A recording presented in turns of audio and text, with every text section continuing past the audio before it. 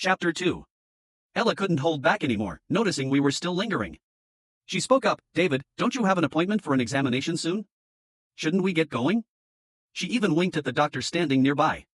"Oh, right," David reluctantly pulled away from me, looking impatiently at the doctor. "How come I didn't know about this?" "Oh, David, you've been through so much with your treatments. Don't worry. I'll take care of these things for you," Ella said, affectionately linking her arm with David's and helping him get up. David was half dragged, half assisted by Ella and the doctor toward the door. He turned back one last time, anxiously asking me, "Alyssa, aren't you coming with me for the checkup?" I wiped my hands discreetly and smiled, reassuring him, "You're in good hands with Ella and the doctor. I still have some work to finish. I'll head off now."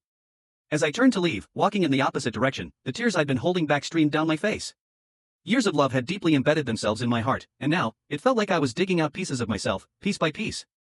I could hear David struggling behind me, but when I looked back, I saw him quietly letting Ella smooth his hair. I felt rooted to the spot, unable to move. I stood there, torturing myself by watching them laugh together, disappearing from my sight. Was this really all just to help Ella avoid being sold off to another man?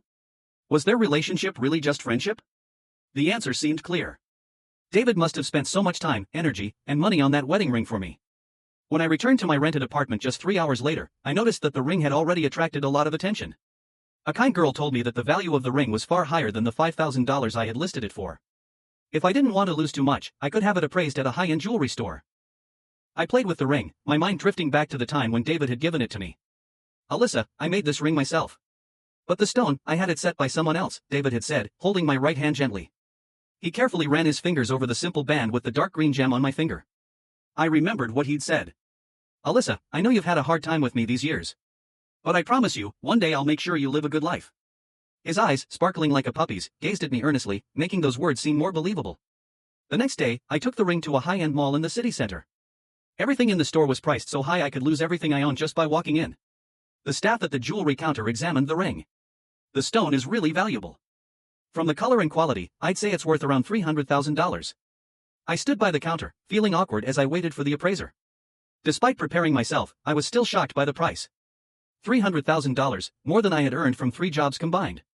I had the staff remove the stone and sold it to them on the spot, keeping only the plain band. As expected of a high-end store, the money was transferred to my account immediately. As I was preparing to leave, I saw Ella at another counter, browsing jewelry and talking on the phone. "David, you got that $300,000 stone for Alyssa. How about buying me some jewelry too?" Ella's voice was sweet and playful.